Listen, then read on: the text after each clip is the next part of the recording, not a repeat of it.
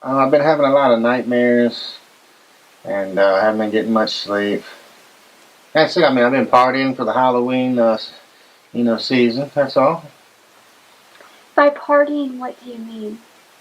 Well, I've been just picking out, man, like 6, 7 bags of candy a day, 24 sodas a day, just living the life, man. Getting ready. You think that's living a life? That's very unhealthy. Tastes good.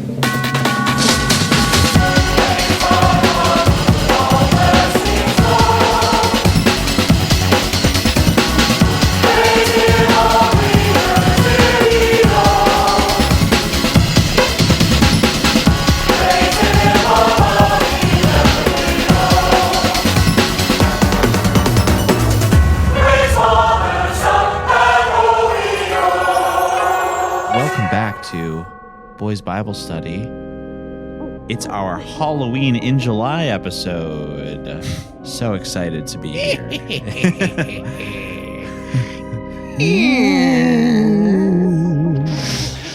I'm your spooky host, Ash. I'm here with Scott and Julian. Julian. We are here celebrating Halloween in July. And now this is a point that we've discussed several times on the show already, but I think it's pretty fair to say that our generation values Halloween more than Christmas, which I find to be one of the most spiritually fucked up things about millennials in general. It's because Halloween, the whole thing is giving out participation trophies. All you got to do is show up at somebody's doorstep and somebody gives you something. Right. Yeah, just the least thing that qualifies as a costume and you're good. Right. Yeah. But I mean, I really think there is something to say. I mean, you, Julian, I think sort of planted the seed of this theory in my mind when you said that Halloween was millennial Christmas, because like it's so fucking true. It's like you have to have your Halloween decorations up year round. Like if you don't like it, if you don't celebrate it, then it's like you're a heretic. You know, if your Starbucks server doesn't say Happy Halloween to you, millennials flip their shit. They really do. They have a freaking public meltdown. They do. But listen, I like Halloween just as much as the next, worldly person. But I gotta say, I think it's getting a little overblown, and I'm happy that we have such a God-fearing show as we do, because we can explore a Christian alternative. And I think it's pretty thrilling that we're taking this special Halloween in July festive moment to finally cover Halloween Candymare. Yay. Yeah. That's right. Oh, man. I've been relishing the opportunity to talk about our favorite family once again. We talked about them a bit at our live show, but we did. Yeah. And I have a question about that for you too. Really? During our live show, I said, Ashley Hayes right. If you were there, if you are here somehow, if you can hear this somehow, please just give me Halloween Candymare in some capacity. Put it online or something so I can watch it, because I paid you $10 and you never gave me the digital download. And within a week of that, it turns out she posted it on the Right Family Films YouTube channel. Incredible. So, yeah, we're getting more and more signs that possibly the Right family is here among us and listening, and perhaps tailoring their output according to the most prominent voices in the genre, critical voices in the genre. We like to think we're sort of, influencing the scene. But it's true. Faithful listeners of the show might remember that we support the Hayes Wright family, who are the homeschool family that produced this film. We'll talk about them a little more in a moment. But faithful listeners may remember that, unfortunately, Scott had a bit of a bad business moment with them. Unfortunately, he paid his hard-earned Patreon money for a film of theirs, and it was never delivered. Caveat emptor, my friend. The shortest sentence in the Bible.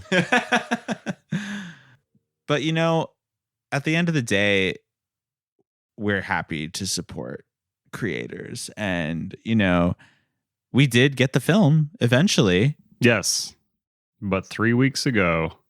And, you know, Yeah. I was genuinely disappointed, angry even, that I did not get this movie at the time. Mm-hmm. But I was very happy to still give them $10 because that goes a long way for their films, I believe. I think it does. And also, I mean, listen, isn't that a perfect encapsulation of the message of this film? You were so focused on the worldly pleasures, Mhm. on the delights of the flesh, on the wants of the flesh. And in this moment, you sort of had a feeling of, you know, giving to the greater good. There was sort of a spiritual reward for your patience. And maybe I was just too impatient. I just wanted what I wanted right then.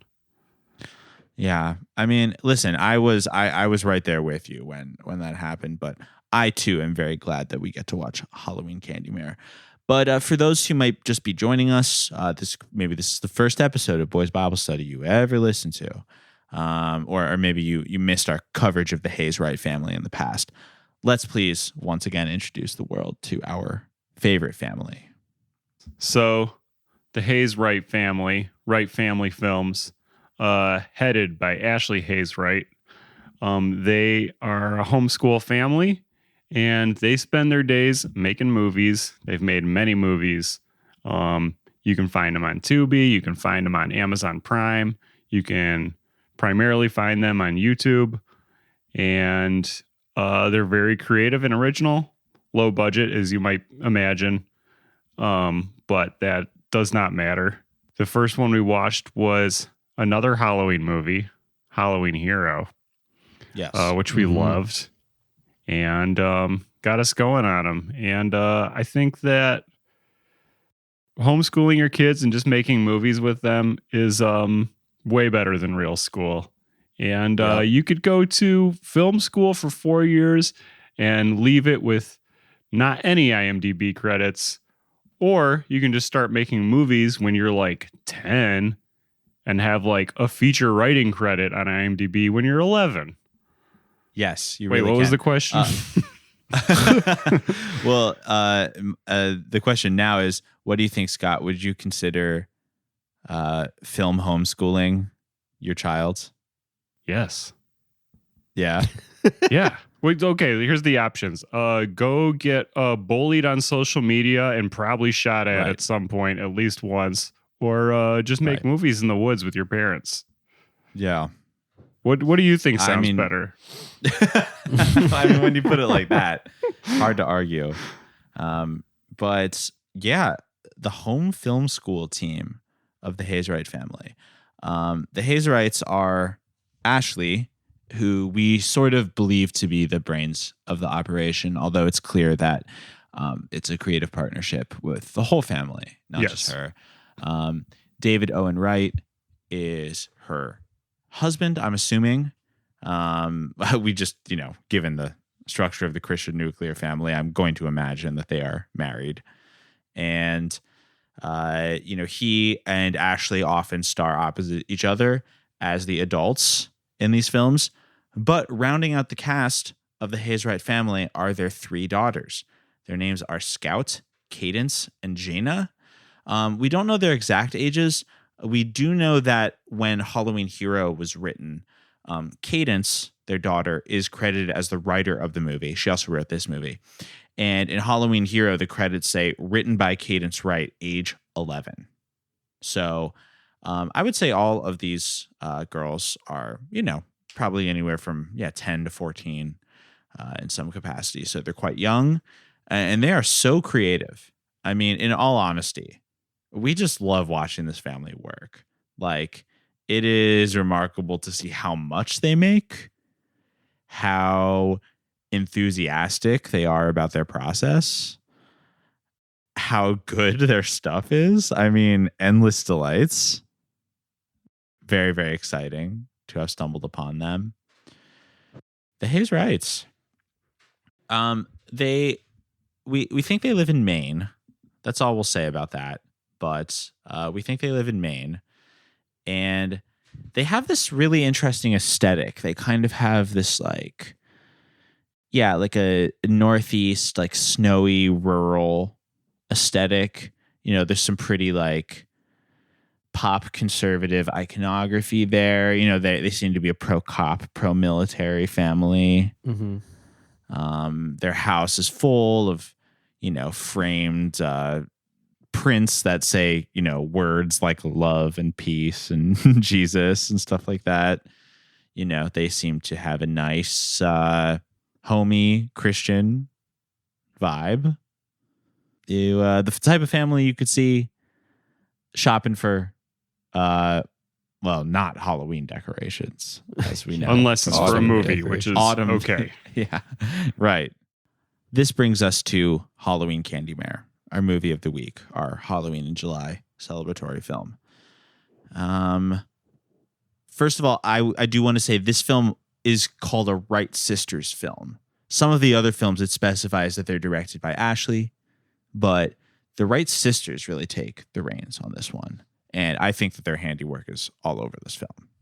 Yeah, just the structure of this film alone is, I think, something only kids would have come up with. Yeah. Which is part of its charm and why it's so good and why they managed to fit so much into 40 minutes. This movie's 40 minutes long, plus 8 minutes of bloopers and trailers. The whole time while watching this movie, I was reminded of David Lynch's book. I think it's called Catching the Big Fish. Am I correct about that? I think so. Yeah. And, that book is essentially about using transcendental meditation to come up with ideas for your movies. You could come up, we'll put the lesbians in an alternate timeline. They're crashing cars. Turns out you don't need transcendental meditation to be able to do that. You need the great, like, structureless, like, free associative imagination of being a child. Like, I started to realize while watching this movie that, what David Lynch needs TM to accomplish, you can just do when you're like 10 years old. Mm-hmm. Yeah. And I think that's amazing. I do too. And I was wondering about the effects in this movie as well, because they are different from other Wright films that we have seen. Yeah. I don't know if like the kids saw that and they were like, "Mom, use this," or did one of them edit it? Did we see that in the credits? One of the kids? There was no editing credit given. It was like written by Cadence, directed by Jaina, shot by Scout. But clearly someone edited it. It must have been Ashley. It could have been. Yeah. I would guess, if I had to guess, I would say that too, but we don't really have a way of knowing. I mean, young kids can be pretty computer savvy, but yeah, it seems like whoever edited this had a pretty clear view of story. And so I would guess Ashley did it. Yeah. It's funny. Ashley is definitely like the quietest member of the family, but you mean her actual I do voice? feel like, yeah. Yeah, I like when the movie started and she started talking to her kids. And she was like kissing the one daughter goodnight at bedtime, and she was like, "Now we don't celebrate Halloween, honey." And one of she was like, "Is she on pills?" Like, yeah. If this was the first Wright family films movie we had seen, I definitely would have assumed she's on Percocets at that point. Yeah, she does give that vibes. To be clear, I don't really think she is, but she always kind of has this like bemused smile on her face, and she's like speaking very softly and slowly. there's a lot of like slurring of words and talking to yourself in the Wright family household. There is. Maybe that's a side effect of the homeschool lifestyle. Like, you don't always have a lot of other people to talk to, so you develop a rich internal world. I'm just speculating here. Maybe those are just the takes they like. I don't know. Yeah. I mean, yeah, it's like how Herzog would like hypnotize his actors in Heart of Glass or whatever. But yeah, Halloween Candymare, definitely from the imaginative mind of young filmmakers, in this case, the three Wright sisters. This movie begins, as several of the Wright family films do, around the time of Halloween. And one of the first things this movie hammers down, which will consistently remain a theme as the film goes on, is that Halloween is simply not something that Christians should celebrate. Mm. It's just not appropriate. It's, I thought it was very interesting. I wrote down one of the first lines in the movie in the scene where Ashley is putting her daughter to bed. Her daughter asks her if they can celebrate Halloween this year because she wants to be a Christian superhero for Halloween. And Ashley explains that they don't do it. And Ashley says to her daughter, it might not be against your convictions, but it's against mine. And you're in the house with me. So it's my responsibility to protect you. You know how I feel about Halloween. Yeah, but I just thought maybe we could celebrate it this year. So we could dress up and stuff. No, not this year. We have to stay true to our convictions. And maybe your convictions aren't against Halloween, but mine aren't. And since you're in the house with me, I have the duty to protect you. I don't think God would want us celebrating it. I'm not locked in here with you. You're locked in here with me. Well, what I appreciated about that was she wasn't just like, this is what you believe. She was like, this is what I like. She suggested that her daughter has some kind of agency and choice of her own at some point. That's true. She did kind of leave it open-ended for, one day when you're old enough and I might not need to take care of you. Perhaps, that won't be a value important to you. She's like, this is just my conviction. Keep in mind, instead of going to school, I let you make these movies with me. So you do the math. Yeah. Yeah. The movie begins there. And the Wright sisters in this case, they seem to be now their characters in a very Mulholland Drive type way. Their characters kind of evolve as the film goes on. It's a little hard to figure out who is doing what. In the beginning of the movie, it seems like two of the girls are sisters and one of the other sister plays one of their friends from school.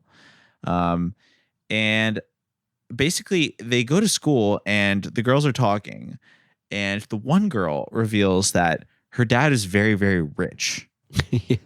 And so she is going to sabotage Halloween for everyone else. So if the Christian family, if they're going the exact opposite, if they're boycotting Halloween out of some kind of spiritual conviction, then this other girl's family represents the decadence of Halloween, the Western decadence of Halloween.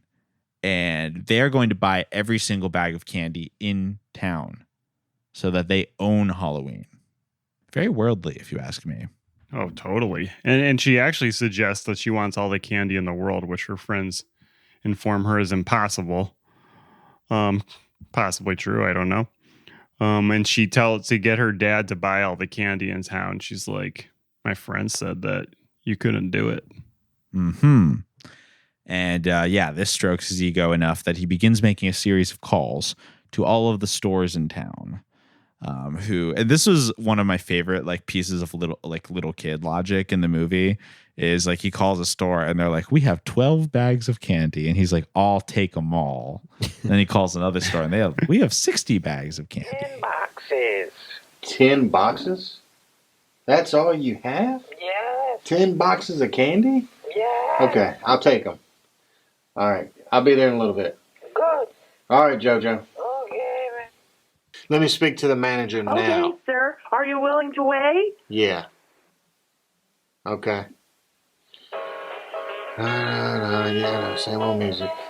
This is the manager, sir. Yeah, hey, this is Mr. Perry. Hey, I wanted to know how many bags of candy do you have left in the store? That was a great little kid logic thing. The idea that there's finite, easily identifiable quantities of these things out there in the world is great. As we can see, these two families are opposed in their views of how they celebrate Halloween. But the rich family does fulfill their goal. And this is when the real action of the film is set in motion. Every single character in the film, except for, I believe, the mom, who's pretty perfect for most of the film. Almost every character in the film begins having a series of strange nightmares. Horrible nightmares. Candymares, if you will. And these have to do with their various relationships to Halloween, to candy, and to the worldliness in general. And to just stuff that was in their rooms and houses. Yeah, this is the real magic of the film, because like I actually think that again, I know it's cliche to sort of depict any kind of surreal film to David Lynch, but I honestly do think there are parallels here, because I think that both the Hayes Wright children in this film and Lynch are all very good at recreating dream logic.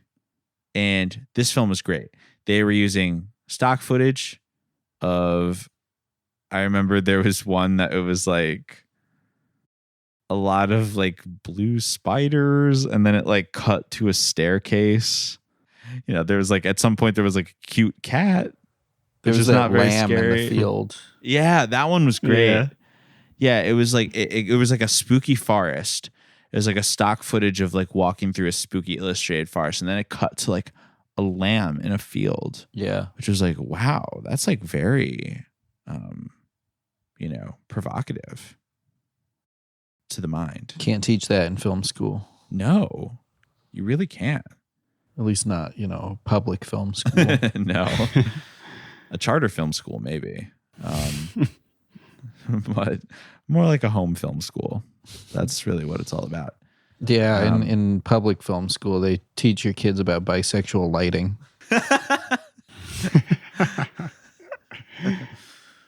They're showing the kids Bruce LaBruce films. Yeah. and trying to think who they show. Yeah. In our middle school film program, we show kids Bruce LaBruce. The Bechdel test is part of the Common Core. Yeah. Common Core Film School is a good concept. Did you guys get shown any like genuinely memorable films in school when you were in school? Ooh, great question. I had a film class in high school. We watched Planet of the Apes. Oh, Really? nice. Yeah, we watched. Wait, it was a film class in high school? Secondhand Lions. What? It was a film It class? was a film and television was what it was called, and we just Okay.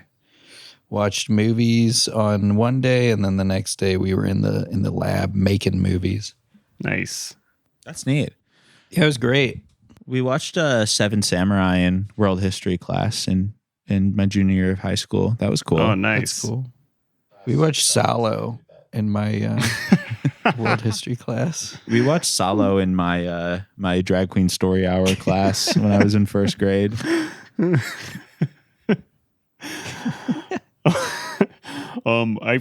I don't know why this happened, but my science teacher in 7th grade showed us The Birds, Alfred Hitchcock's The Birds. I was really Ooh, into that's it. scary. Whoa. Yeah. It was the first Hitchcock I had seen, and I ended up getting a bunch of his movies from the library. Wow.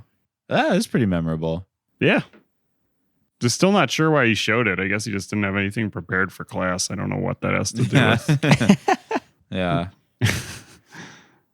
So as you can see, there's a lot to be lacking in public film, public high school and public school film programs. That really what movies do you think they watch in the Hayes Wright homeschool canon? Well, that's why I was thinking about it, because Ashley said that they watch like one movie a week, basically. Like every Friday night is movie night, and like I want to see their list of movies so badly.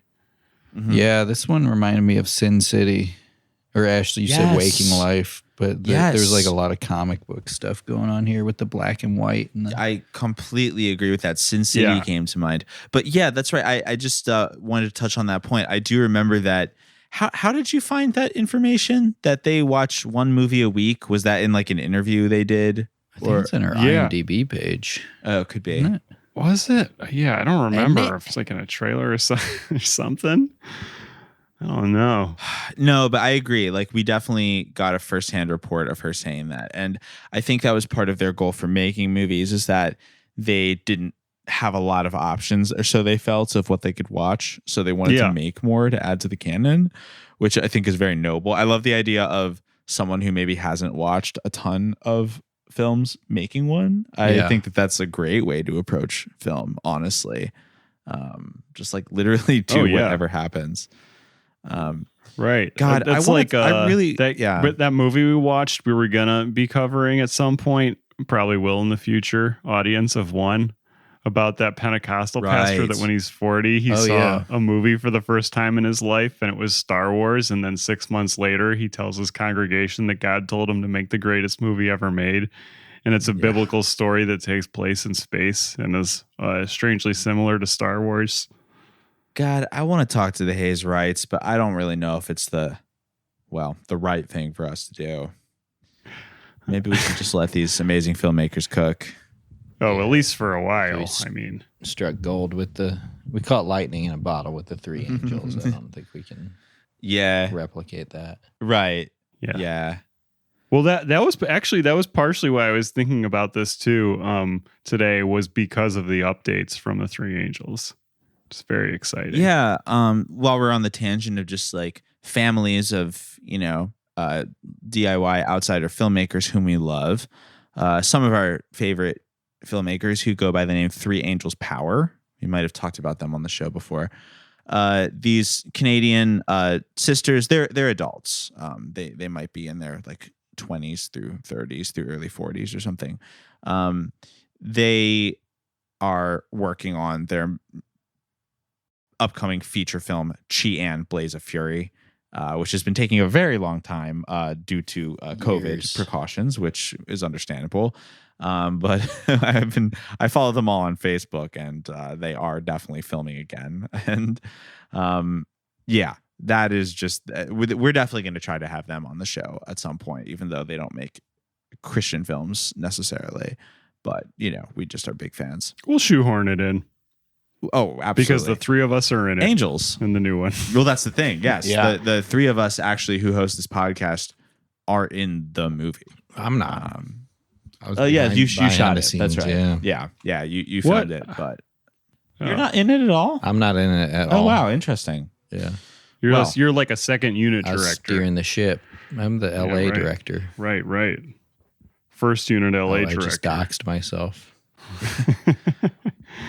Well, the moral of our entire podcast is just that, if you want to see good art, like, you don't have to look to the mainstream. You don't even have to look to the so-called indie films.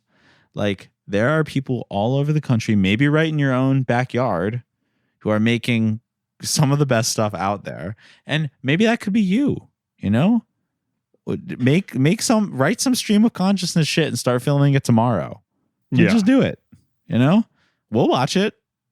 I can't guarantee we'll review it on the podcast. No, well, maybe if it's Christian, but I'm just saying we'll watch it. That being said, so where we're at in the film is that the nightmares are beginning. Julian, you compared these nightmares to Sin City, which I think is pretty appropriate. Yeah, there was a lot of like noirish kidnapping and hostage situations, followed by rescues by superheroes, all played by the kids. There was a lot of the dad kidnapping children and tying them up and farting on them. Yeah, this is a rare Christian movie that had fart jokes in it. Yeah. We don't see a lot of that. It was kind of nasty. I know we have before, but yeah. Well, yeah. It was a crazy dream. Yeah, I don't know. For some reason, like, there's nothing explicitly anti-Christian about bathroom humor, I suppose, other than that it's rude and crude. But yeah, I think that's very much like youth group humor. Totally. I wonder if they go to youth group. Or if they do homeschool youth group. Well, I wonder because there's not other people in their films ever. Yeah. One piece of evidence I have is that there just really isn't anyone in their films. I mean, that isn't to say they don't know anyone. Of course they have. I'm sure they have friends and other people in their family somewhere. But you would think if they went to youth group or went to church and stuff that they would involve other people in what they're making. Yeah, that's what I'm thinking too, is like if they had any sense of community where they are, there would be other people in their films. Were there a couple other people in The Badge, the Bible, and Bigfoot? I kind of recall there being like other city members, city council members. I think there was like one other guy Like maybe they had an Yeah, there was, uncle like, a in guy town who or was- something. Yeah, he was like talking about defunding the police or something. Right. Don't do that. Yeah. Well, they were reallocating the funds to the fire department. So Right. fair yeah. enough. I think he worked for the fire department. Those bastards. Yeah, and also the dream sequences in Halloween Candymare, they're also very like little kid logic. Like they open these scenes, they introduce these various superhero names like Queen Panda and Gold Panda like fight this kidnapper, and it's just because like they have a panda costume in the house. Mhm. But being that Yeah. the kids are just very, enthusiastic, and they, when you're a kid, you have the amazing ability to just like make magic out of whatever random stuff you have at home. That becomes powerful for them. And it's like they somehow find a way to be a panda in their film about Halloween. This is why like the artistic spirit of kids like can't be underestimated, because like they just we think about things too much, we adults, and I just like I think that inhibits a lot of our artistic expression. Like, Oh, totally. And if you just do something enthusiastically and are like, this is what it is, then like you just immediately buy into it. absolutely, yeah, that's the most successful stuff. So there really is a lot to be learned from them. One of them said they were going to be Candyman for Halloween. Do you think they meant Candyman, or just like that was like a... I think they literally just meant like a candy man, whatever that is to them. Yeah. Like a seller of candy. I would be surprised if they were aware of of all horror movies, Candyman. If they were aware specifically of Candyman, that one seems like a stretch. She said at the very beginning that she wanted to be a Christian superhero, right? Yes. Yeah. Was there any specifics beyond that, or that's kind of when she got shut down? Right. Right. I probably not. I mean, my guess is that she just gonna wanted be to be a Bible man. superhero, but yeah. Yeah. My guess is she just wanted to be a superhero, but she thought it would be an easier sell to her mom if she said she wanted to be a Christian superhero. Yeah. But it doesn't even matter, because like, Halloween is it's not good. It was created to communicate with the dead. It was created that's the for thing. unbiblical reasons. It was. And It was started by witches and stuff trying to raise the dead. I don't know if we're going to celebrate Halloween this year, because last year my family didn't. Because we go to church and stuff, and God says that you can't contact the dead, and that's what Halloween was started for, by witches and stuff trying to contact the dead. That's why they do all their evil stuff on Halloween. So it's not really God approved. And so, I mean, well, first of all, faced with the evidence, I mean, like, what are you going to do? I'm personally never touching the stuff again, but it's interesting how, yeah, you really can't separate the art from the artist, when it comes to Halloween. Like, listen, I know Dracula may have done some fucked up stuff, but I really like the Monster Mash, but you can't really do that when you're a Christian. Like, Halloween was created for non-biblical purposes, and that means we really shouldn't take part in it. I will But say you could make a movie about yeah. why the Monster Mash gives you bad dreams and still perform the whole Monster Mash. Right. So that is an interesting thing that we sort of face in this movie, and this is kind of a trope in Christian media in general, because we have theorized sometimes that having these films where the actors can act out antisocial behaviors is like a fun way to escape by embodying them in the name of like proselytizing.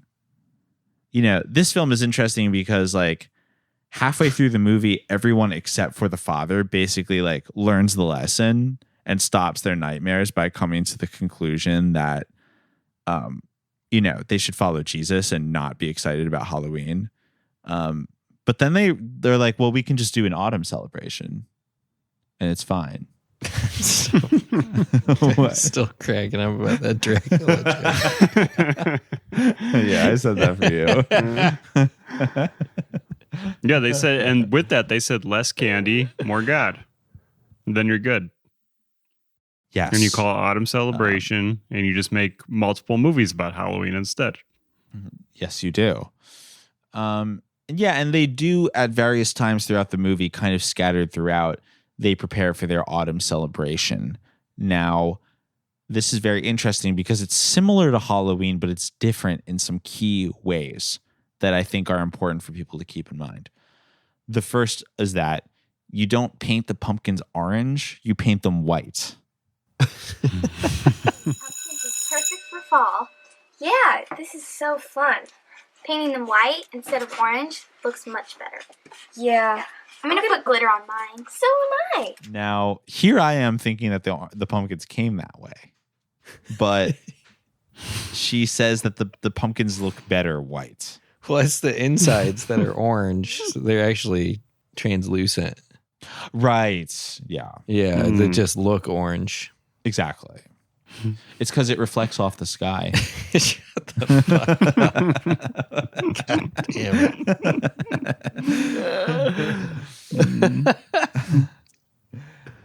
Yeah. Remember as a throwaway line, the dad says, I made mincemeat of past children that tried to steal my candy and then showed them like a tray of meat. And then he said, yeah, okay, go on. No, what I is was to say, and then he's like, I'll throw the rotten bacon on you. Rotten bacon, mincemeat from previous children that wanted my candy. And I'm going to throw it on you if you don't let me tie you two up. I've made mincemeat of the past children. Remember when he was like on the phone and he was like, of course I ate all the hot dogs. Yeah. And then when he was like, I bought all the candy, now everyone else has to eat bean and bacon soup. Yeah. A lot of really good like food is on the brain in the Hayes Wright household. Yes. Like These are growing children. they really are. Yeah. And I would have been the same at 11 or 12. certainly.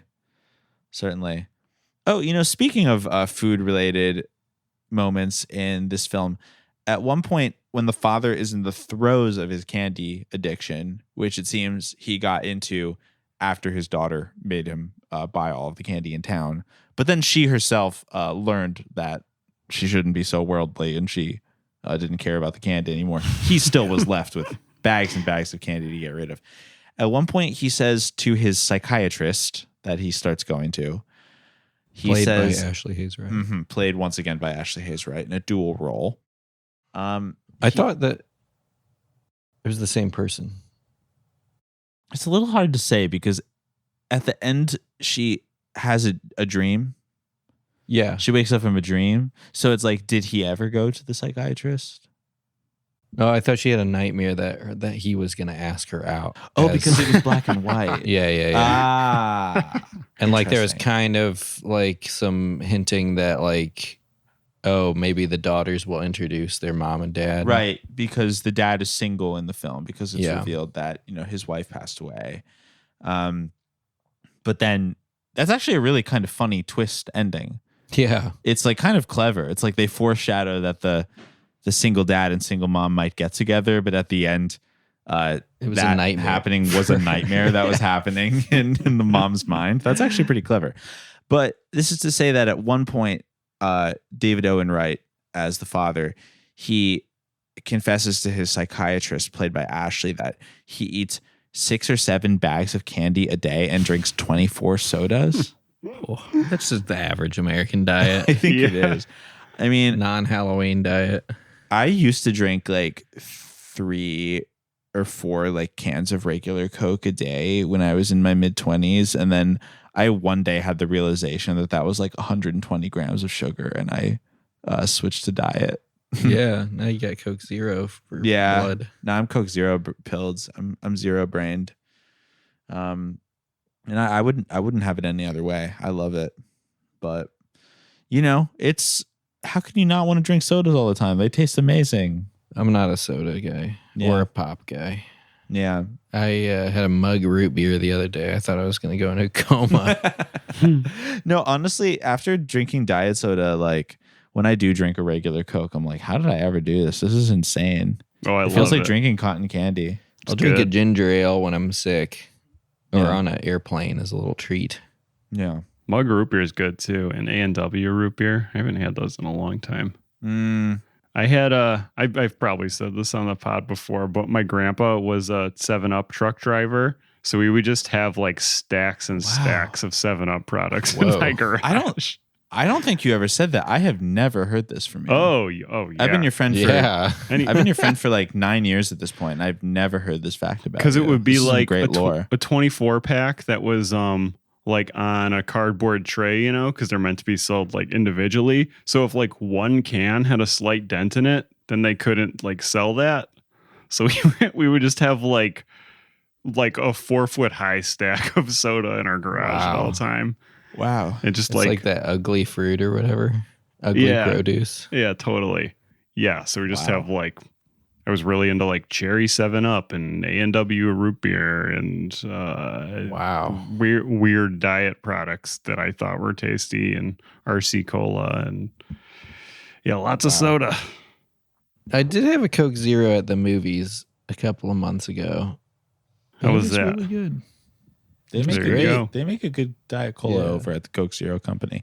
The Coca-Cola company is not very happy with me, but that's okay. I'll still keep drinking that garbage. I can't buy any candy ever. I can't ever buy candy when I go grocery shopping or anything, because I am exactly like David Owen Wright, where I will just eat the whole bag of candy immediately.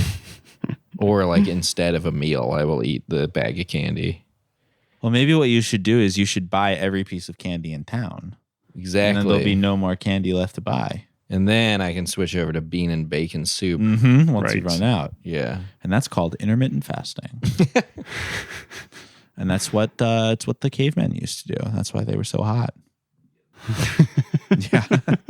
I learned that on Joe Rogan. I learned that on my own Candymares, that the cavemen were really hot. So, David Owen Wright, that's his real name. His character doesn't have a name. David Wright he doesn't quite learn his lesson. He's still having candy problems. He visits a psychiatrist. This psychiatrist, played by his wife Ashley, does things such as take him to a graveyard and dress up as a bat and scare him. And this I don't know for what reason, desensitize him to his nightmares. Funny to watch yet another Christian movie that involves a wise person taking a dumb person to a graveyard. And to scare sense into them. Right. So that happened. It was a meet cute. It was a little bit of a meet cute.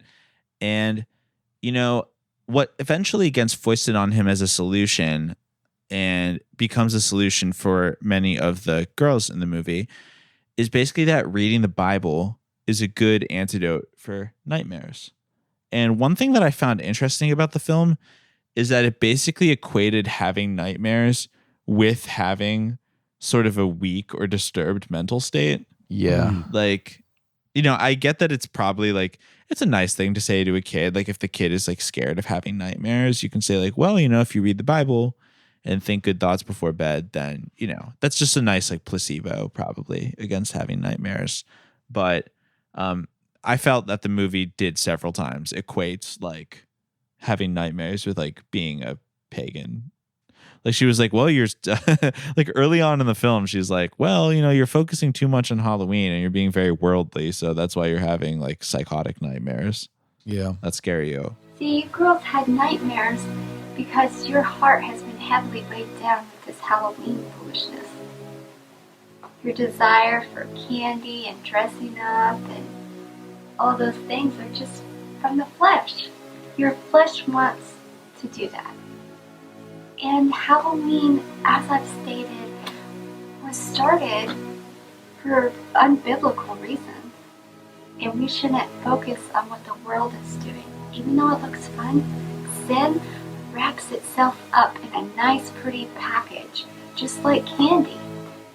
It's sweet, we want it, but it's not always good for us. Hey, I've more than once woken up with a nightmare when I was around the right girl's same age and just opened the Bible to comfort myself. Yeah.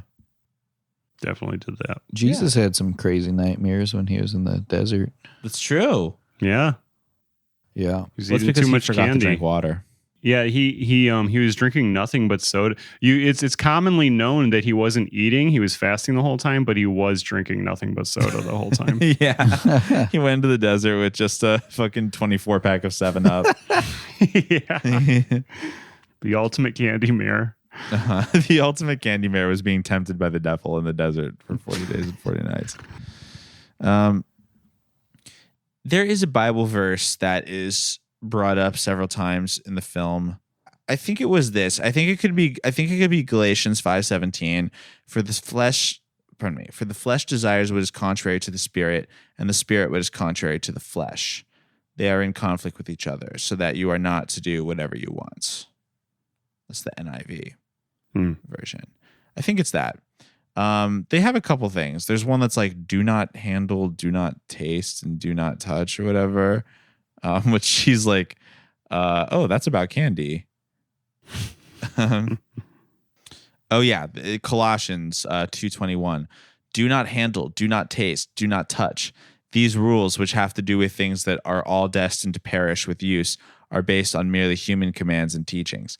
Yeah, he literally at one point tells his daughter, like, I opened up to the book of Colossians and read that, and I was like, oh, that's about candy. So everyone listening, do not taste the candy, do not touch the candy. But yeah, I mean, God conquers all. You know, the message of this movie ultimately is that we should not be celebrating Halloween. The time and energy that we devote to worldly things such as Halloween could instead be devoted praying and showing God that we care about him, and that will just be better for everyone. And a lot of those things can look like you're celebrating Halloween, but don't call it celebrating Halloween. Yeah. And and just do things like slightly different, like paint the pumpkins white. You know, you can make apple pie, you can make pumpkin pie, and you can go shopping at Goodwill for in the Halloween section, as long as you don't buy the stuff that's like that spooky. Right. Unless you need Like it you for can a buy movie you're yeah. making. That's different. Right. That is different. So, yeah, I think I personally learned a lot about Halloween from this film. Bean and bacon soup. I learned about bean and bacon soup, for instance. I learned about how not to have nightmares anymore. And I learned that you need to go to a psychiatrist if you have too many bad dreams. We already hinted at this, but just in case it wasn't clear, the movie does end with a really fun fake out where the psychiatrist, there's a black and white sequence where David goes back into the psychiatrist's office and says, hey, I laid off the candy, I read the Bible, and now I don't have any nightmares. Hello, Mr. Perry. Hi, how are you? Great. Come in and have a seat. No more nightmares. Really? Mm-hmm. That's wonderful. You look nice. Thank you.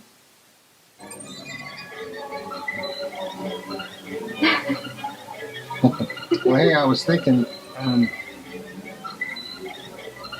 let's replace the cemetery with maybe a bite to eat. And she wakes up, and it's a terrible nightmare. This is a joke, people. Amazing. This is a joke. Amazing. Good movie. Good-ass Genuinely. movie. Oh, man, yeah, I had a blast. What else? Any other fun little details from the film that we didn't get to? I think we were pretty thorough, but often some random bit comes up that we forget. Just all the effects throughout it. Like 50% of this movie looks like waking life. Absolutely. Yeah. I kept expecting Kaveh Zahidi to show up.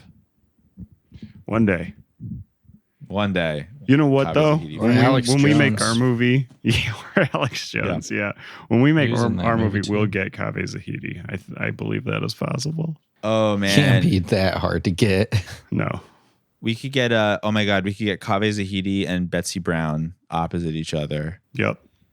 And whomever else we can find in Scott's new hometown. And Yep. which I won't choose to dox you yet, but maybe you can reveal that on your own time. All right. Well, Halloween Candymare, a new film for us, a new film by the Hayes Wright family, came out in 2019, by the way, and it was newly uploaded to YouTube. So be sure to search Halloween Candymare on YouTube and check it out. I'll try to link to it if I remember, but if I don't, it's pretty easy to find. And this will not be the last film we watch by the Hayes Wright family. Like, we are in it to win it with them. And I would literally watch their entire discography if I had the time. So maybe we'll slowly work through it. But, before we get out of here for the week, boys, what do we think? What's the official Boys Bible Study rating of Halloween Candymare? I'm going to give it 4 out of 4 Kit Kat bars. That's how many come on a Kit Kat. Sure right? is. I love Kit Kat bars. Give me a break. Give me a break. Break me off a piece of that. Word of God. Yeah. I want to say, give me a break from all of the worldliness that I see around me on a day-to-day basis. Yeah. And let me take a big bite into this spiritual nature. The Book of Colossians. Couldn't have of the said it book better of myself. Colossians. Yeah. Said, give me a big bite of bean and bacon soup. Yeah. You're making me hungry. Mm-hmm. I mean, I loved this film, and I think it's maybe my favorite Wright production we've seen so far. Although Halloween Hero, it's hard to top that one. Both of them written by Cadence Wright, age 11, possibly. Star. Very creative. And I'm gonna have to give this film 24 out of 24 sodas because this film, recommended daily value. the Surgeon General recommends consuming 24 sodas per day, because I've got to say, this film was so sweet it gave me a freaking cavity. Wow.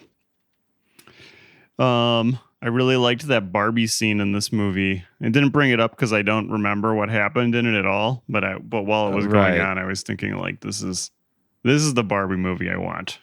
This new one is all up in my feed, and it was created for unbiblical reasons, unlike this Barbie scene. Yeah. I will say the Barbie scene in this film is he tells the psychiatrist that one time he walked through his daughter's room and he could swear he saw the Barbies moving around. Well, that too. Barbies were mentioned multiple times. Oh, yeah. There's also the scene where she plays with the Barbies. Yeah. Yes. Anyway, go on. Let's see. We had Church Girl, Leopard, Black Hole, Queen Panda, Gold Panda. Many Christian superheroes. Nobody was Candyman for Halloween. No. There was bean and bacon soup. I think I mentioned that. There was I don't know, lots of stuff. This movie's great. I loved it. Gonna watch it again real soon. I don't know how to rate this appropriately. 7 out of 7 bags of candy a day. You'd have to say, eating candy for lunch right now. Perfect movie. Great movie. Oh, yeah. This was a total banger. Shout outs. Much love to the Hayes Wright family. We are big fans. If you ever hear us one day talking about your movies, hope we don't offend you because we really genuinely love what you do. Genuinely. And the process. And I just want to mention, They put 3 trailers at the end. I want to watch all of those movies. Haven't seen any of them. Boxes and Blessings, In Jesus' Name, and Loving the Least. All look great. Loving the Least. Yeah, that one looks like a banger. So all of them do, though. I agree. I'd watch any of them. And yeah, that was the official Boys Bible Study take on Halloween Candymare. And we thank you so much for listening. If this is your first time here, then please go to boysbiblestudy.com because you can find all of our free episodes there. You can get links to basically every single podcast app, Podcast Depot. And you can just easily subscribe to our show. So check that out. If you really like what we do, you want to support us, get extra content. You can get episodes every week instead of just every other week. Go to patreon.com/boysbiblestudy. And if you subscribe for $5 a month or more, you get access to our entire back catalog, over 2 years, almost 2 years worth of bonus episodes. So lots of content for you. Shout outs to our extra special patron saints who subscribe at the $20 tier, and they get a shout out on all of our episodes. Thank you so much. Nicole, Marissa, Jeff, Jane, Kara, and Retz. We couldn't do it without you. Thank you so much. Our outro music is Oh My God by Mary. From all of us here at Boys Bible Study, myself, Ash, my co-hosts, Scott and Julian, we would like to say, peace be with you. And also with you. I was filming at the church late one night. Forgive me, Father, for I have sinned. I feel your love in me, it's coming from within. Oh my God, my devotion is so unwavering. Divine emotions when you enter me. Every day you take